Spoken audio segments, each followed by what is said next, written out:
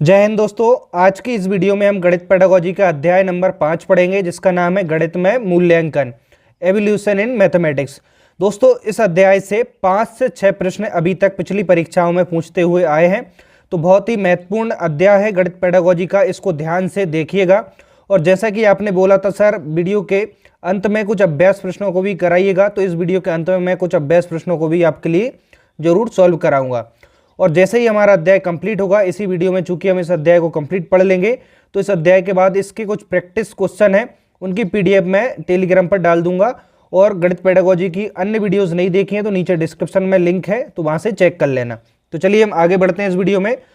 आज का हमारा अध्याय का नाम आपने देख लिया, गणित में मूल्यांकन। यानी कि आज हम जानेंगे कि जो गणित विषय है उसको पढ़ाने के बाद उसमें मूल्यांकन कैसे किया जाता है, कि गणित में बच्चों ने कितना सीखा, वो हम इस अध्याय के अंतर्गत जानेंगे।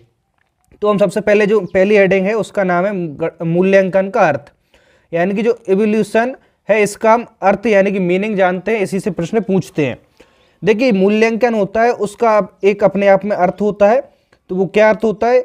मूल्यांकन एक प्रक्रिया होती है। मूल्यांकन क्या होता है? एक प्रोसेस होती है, जिसको इंग्लिश में इवोल्यूशन कहा जाता है। जो एक प्रक्रिया प्रोसेस होती है, जैसे कि यहाँ पे मैंने कुछ की पॉइंट लिखे हैं, इससे समझिए। मूल्यांकन के द्वारा क्या होता है? अध्यापक यह देखना चाहता है कि उसके जो विद्यार्थी हैं उन्होंने प्राप्त ज्ञान को किस सीमा तक समझा है, उनकी रुचि तथा व्यवहार में कहाँ तक परिवर्तन हुआ है।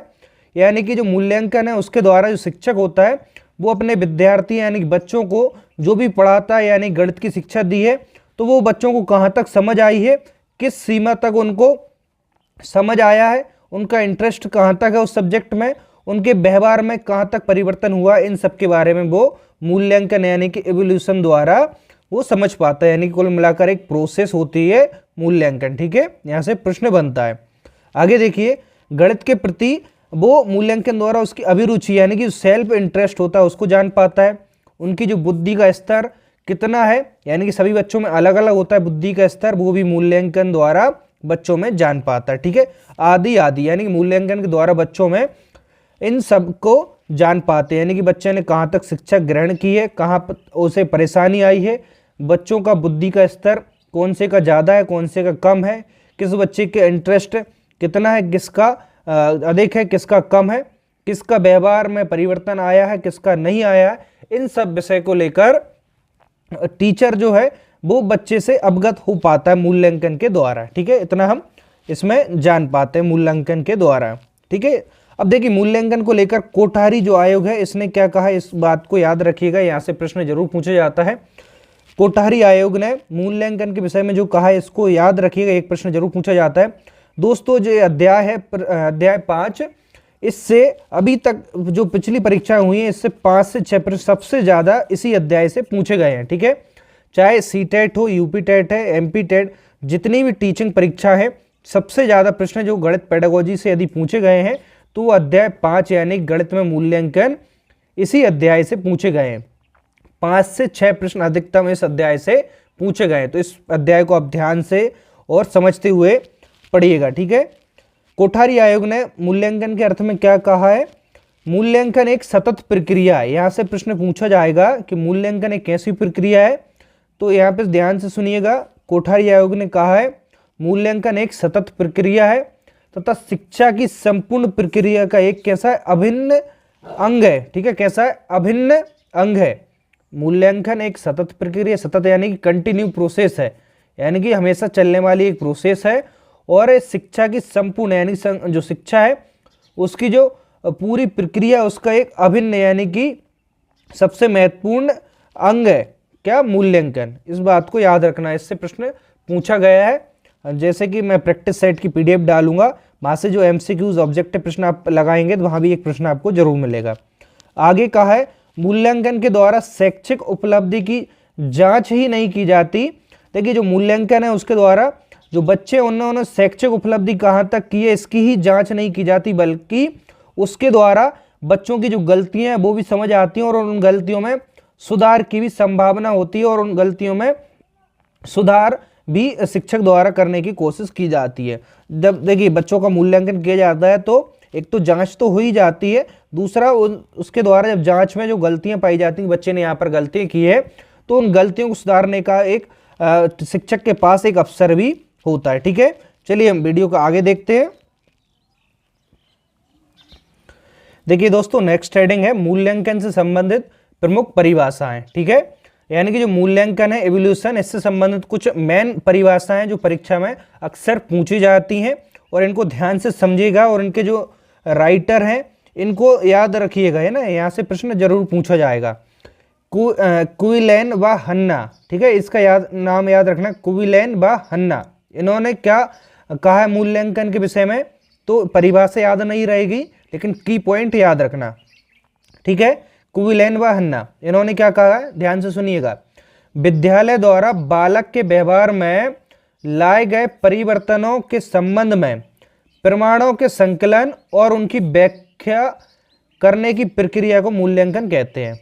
किसने कहा है, कुविलेन व हन्ना ने। क्या कहा है, मैं फिर से पढ़ देता हूं कि विद्यालय द्वारा बालक के व्यवहार में लाए गए परिवर्तनों के संबंध में प्रमाणों के संकलन और उनकी व्याख्या करने की प्रक्रिया को मूल्यांकन कहते हैं।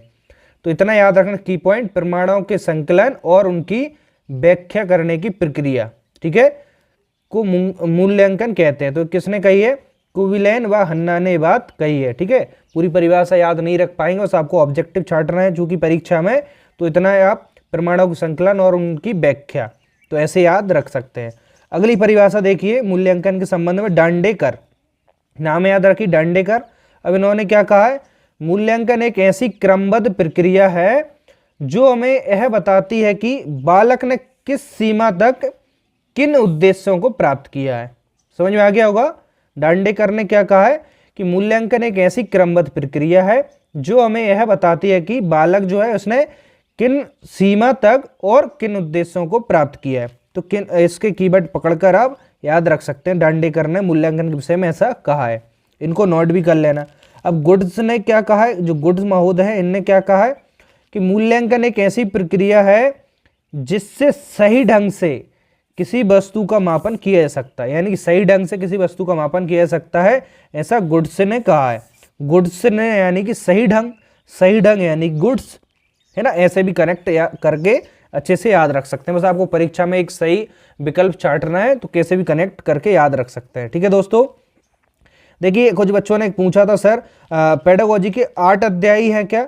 देखिए दोस्तों, जो आप गणित विषय है उसमें 30 नंबर का ही आपका पूछा जाएगा गणित विषय। तो गणित विषय में आप गणित विषय को कंप्लीट पढ़ेंगे और उसी के अंदर आपको गणित पेडागोजी भी पढ़ना है। चूंकि तो 8 अध्याय तो आप गणित पेडागोजी की पढ़ रहे हैं और गणित को मैं कंप्लीट विषय के रूप में पढ़ा चुका हूं, तो उसकी वीडियो की लिंक आपको नीचे डिस्क्रिप्शन बॉक्स में मिल जाएगी। तो पहले गणित को भी अच्छे से पढ़ ले और गणित पेडागोजी को भी पढ़ ले, तो 30 नंबर में आपको बहुत ज्यादा विस्तृत पढ़ने की आवश्यकता नहीं है। ठीक है, तो जितना ज्यादा पढ़ेंगे उतने ज्यादा उलझेंगे। तो कहने का मतलब वो है कि जितना आपका सिलेबस है उसके टॉपिक के अनुसार ही पढ़िए। एक कहावत सुनी होगी कि भटकेला सो अटकेला, बस इतना ही कहूंगा, बाकी आप खुद से समझदार हैं, है ना। सिलेबस को लीजिए, टॉपिक को, इसके अलावा अननेसेसरी मत पढ़िएगा, नहीं तो भटक जाएंगे। अब परीक्षा आपके नजदीक है। आगे देखिए नेक्स्ट हेडिंग हमारी क्या है, गणित शिक्षण में मूल्यांकन के उद्देश्य, यानी कि जो गणित की शिक्षण है उसमें मूल्यांकन के क्या उद्देश्य होते हैं, इसको हम देखते हैं। चलिए पहला देखिए यहाँ पे, गणित शिक्षण में मूल्यांकन का पहला उद्देश्य क्या होता है कि पाठ्यक्रम में आवश्यक संशोधन क्या होना चाहिए।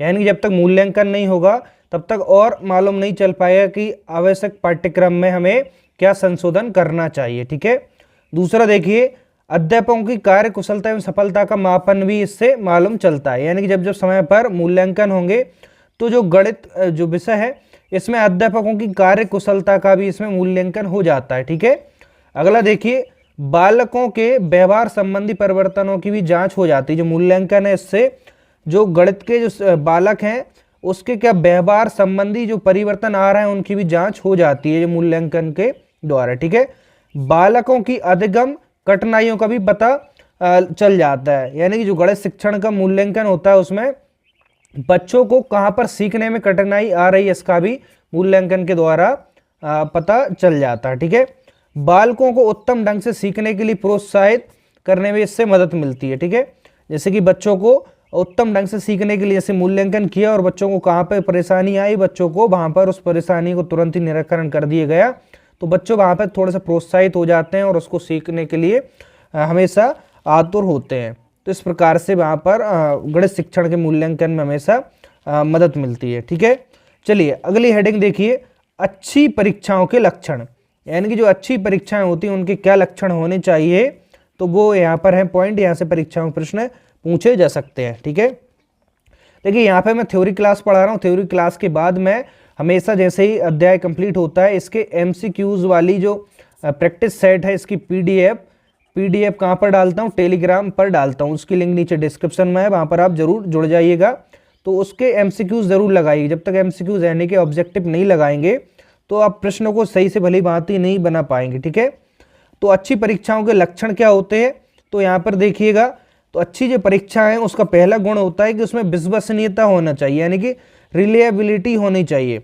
जब तक उसमें अच्छी विश्वसनीयता नहीं होगी तो उसमें देखिए विश्वसनीयता क्या होती है, किसी भी परीक्षा के परिणाम हमेशा समान परिस्थितियों में एक समान होने चाहिए। जैसे कि हम गणित की बात करें तो मैंने पहले ही बताया 2 + 2 4, हमेशा एक विश्वसनीयता रहती है, 2 + 2 कहीं पर भी जाएं 2 + 2 हमेशा 4 ही होंगे, ये हमेशा विश्वसनीय है।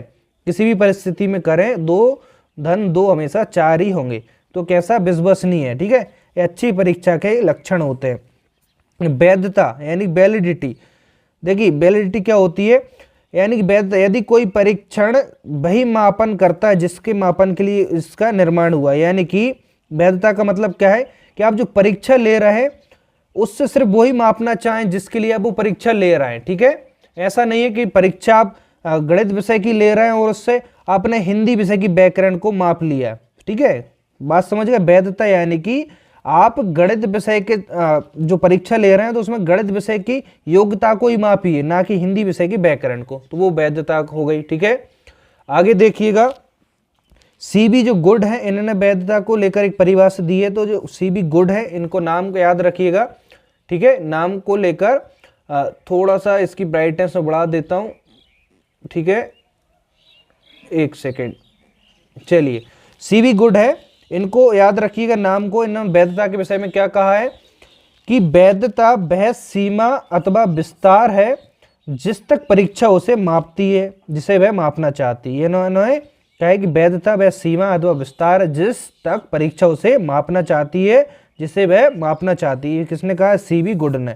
जितने भी नाम आए इसमें पेडागोजी में, नाम हमेशा अच्छे से याद रखिए क्योंकि नाम से ही यहाँ पे प्रश्न ज़्यादातर पूछे जाते हैं। चलिए अच्छी परीक्षाओं के कुछ और लक्षण हैं वो आगे देखते हैं हम।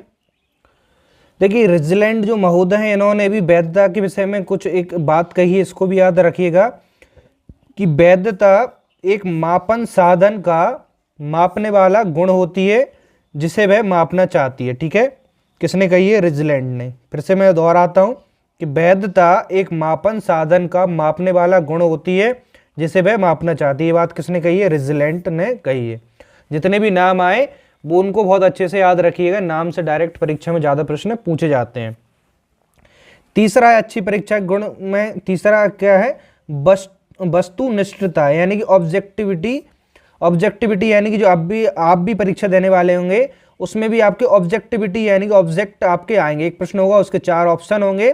तो वो परीक्षा क्यों ली जाती है? क्योंकि मूल्यांकन कोई भी करे छात्र को सदैव उतने ही अंक मिलने चाहिए। जैसे कि आपका प्रश्न है, आपने यदि राइट आंसर किया है तो परीक्षा कोई भी जांचे उसका हमेशा उतने ही नंबर देगा। ऐसा नहीं कि मैं उसको चेक करूंगा तो आप कोई परिचित है उसका 1 से मैं 2 नंबर कर दूंगा। इसलिए ऑब्जेक्टिविटी में हमेशा क्या अच्छा गुण होता है, ये अच्छी परीक्षा का जो अभी हमने देखा कि जो परीक्षा उसके अच्छे गुण क्या होना चाहिए? वस्तुनिष्ठ यानी ऑब्जेक्टिविटी। इसमें फायदा क्या है? कोई भी मूल्यांकन कर ले सदैव हमेशा एक प्रश्न यानी कि जितना भी उसका अंक है उतने ही मिलेगा, चेक चाहे कोई भी करे परीक्षा को। ठीक है, इसके हमेशा फायदा होते हैं। आगे देखिए विभेदीकरण यानी कि डिस्क्रिमिनेशन, यानी कि आगे देखें इसका हम अर्थ समझें।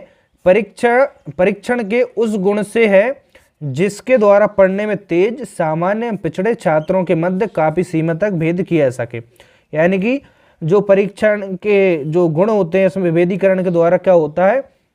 परीक्षण के द्वारा इससे हम पढ़ने में जो तेज बुद्धि के बालक हैं, सामान्य, पिछड़े, इनके मध्य हम काफ़ी सीमा तक उनमें भेद यानी कि उनको हम अलग अलग एक सीमा तक छांट सकते हैं इसके द्वारा। ठीक है, एक कठिनाई स्तर, डिफिकल्टी लेवल है ना, एक परीक्षा के अच्छे गुण में इसको भी शामिल करते हैं। इससे क्या होता है, सरल से कठिन की ओर एक परीक्षा बनाई जाती है, जिससे डिफिकल्टी लेवल को भी हम आसानी से उसमें शामिल करते हैं, इसको भी अच्छी परीक्षा के गुण में शामिल करते हैं। सहजता, यूजे थोड़ा सा इसको मैं सही से उच्चारित नहीं कर पा रहा हूँ, सहजता, यूजेबिलिटी। ठीक है, आप इसको सही से उच्चारित नीचे कमेंट्स में बताइएगा। इसका सहजता का क्या आएगा, वह परीक्षण जिसके निर्माण में कठिनाई ना हो, छात्रों को भी उसके उत्तर देने में सहजता हो, किसी प्रकार की जटिलता ना हो।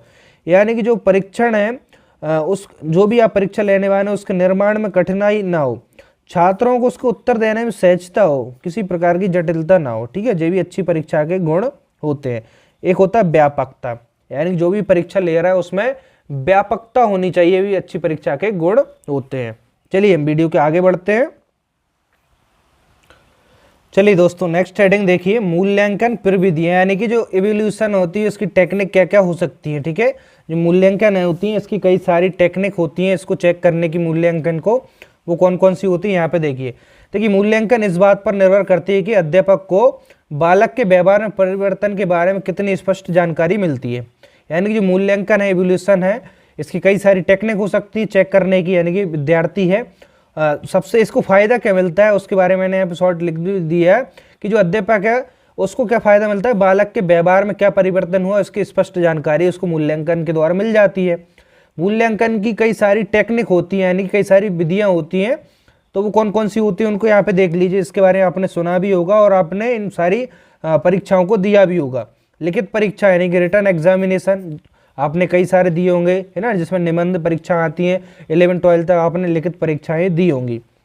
मौखिक परीक्षाएं, ओरल एग्जामिनेशन, लिखित मौखिक परीक्षा जैसे कि आपने कॉलेज में इस तरीके से आपने जो वाइवा वगैरह बोलते हैं मौखिक परीक्षा, जिसमें डायरेक्ट प्रश्न पूछे जाते हैं, मौखिक परीक्षा है ना, या आपने देखा हो क्लास में खड़े कर डायरेक्ट प्रश्न पूछ लिए जाते हैं, वो मौखिक परीक्षा हो जाती हैं। ठीक है, एक मूल्यांकन का एक तरीका होता है, तो जैसे कि टीचर ने पढ़ा दिया वहीं पर तुरंत प्रश्न पूछ लिए, तो जो अध्यापक है उसको पता चल गया कि जो विद्यार्थी उसने कहाँ तक शिक्षा ग्रहण की है। प्रयोगात्मक परीक्षा यानी कि प्रैक्टिकल एग्जामिनेशन, यानी कि जो गणित की परीक्षा जो है शिक्षा है उसको प्रैक्टिकल वे में भी दिया जाता है, जैसे ज्योमेट्री हो गया, ऐसे बहुत सारी गणित में चैप्टर होते हैं जिसको प्रैक्टिकल वे में भी बच्चों को पढ़ाया जा सकता है। प्रैक्टिकल इसको यानी कि मूल्यांकन उनको किया जा सकता है। ठीक है, निरीक्षण यानी कि ऑब्जर्वेशन, बच्चों को कुछ सामग्री दे दी जाती है और उनको ऑब्जर्वेशन में रख दिया जाता है, यानी कि अध्यापक दूर से उनको निगरानी रखकर देख सकता है कि बच्चे किस प्रकार से उनको परफॉर्म कर रहा है। इस प्रकार से ऑब्जर्वेशन के द्वारा उनका इवोल्यूशन यानी कि मूल्यांकन कर सकता है। साक्षात्कार यानी कि इंटरव्यू में देखा होगा कई सारी उसमें उनका बॉडी लैंग्वेज से लेकर कई सारे प्रश्न भी पूछे जाते हैं, इस प्रकार साक्षात्कार होता है, तो इसमें भी उनका इवोल्यूशन यानी कि मूल्यांकन किया जा सकता है। प्रश्नावली, डायरेक्ट क्वेश्चन आंसर भी किए जा सकते हैं। तो ये कई सारी मूल्यांकन टेक्निक होती हैं जिसके द्वारा बच्चे का क्या एक स्पष्ट जानकारी इस अध्यापक को हो सकती है। सारी परीक्षा में पूछी सकती हैं कि मूल्यांकन की टेक्निक इनमें से कौन सी है कौन सी नहीं है, तो आपको इन सब का नाम पता होना चाहिए। तो चलिए दोस्तों, जल्दी से हम कुछ अभ्यास प्रश्न है उसको इस वीडियो में देख लेते हैं, इसके बाद मैं इसकी PDF प्रैक्टिस सेट की मैं टेलीग्राम पर डाल दूंगा। तो चलिए वीडियो को आगे देखते हैं।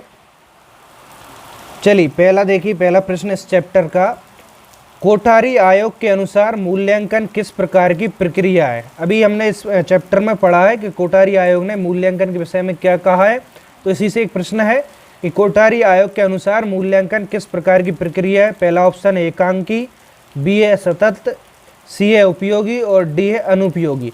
तो हमने पढ़ा था कि कोठारी आयोग के अनुसार मूल्यांकन एक प्रकार की सतत प्रक्रिया है, तो ऑप्शन बी यहाँ पे राइट आंसर होगा। इस प्रकार से प्रश्न पूछे जा सकते हैं। ठीक है दोस्तों, देखिए अभी वीडियो जैसे ही कंप्लीट होगी इसके बाद इसी के बहुत सारे MCQs क्वेश्चन है। ठीक है, लगभग 70-75 क्वेश्चन होंगे, इनकी मैं प्रैक्टिस सेट की PDF टेलीग्राम पर डाल दूंगा, इसकी लिंक नीचे डिस्क्रिप्शन में है, उनको जरूर आप लगाइएगा। इससे पहले वाले अध्याय की भी मैं डाल चुका हूँ, ठीक है। इसके टोटल 8 अध्याय हैं पेडागोजी का। आज 5वां अध्याय हमने कंप्लीट पढ़ लिया। इसके बाद 6ठा, 7वां, 8वां 3 अध्याय और बचे, इनको भी जल्दी हम कंप्लीट करेंगे। इसके बाद पर्यावरण विषय को पढ़ना स्टार्ट करेंगे। दूसरा क्वेश्चन देखिए यहाँ पे, निम्न में से क्या मूल्यांकन का सोपान है, ठीक है। तो यहाँ पे प्रश्न ऑप्शन है इसके, अधिगम अनुभव की योजना बनाना, बी है शिक्षण उद्देश्यों का निर्धारण करना, सी है शिक्षण उद्देश्यों को परिभाषित करना और डी उपरोक्त सभी, ठीक है।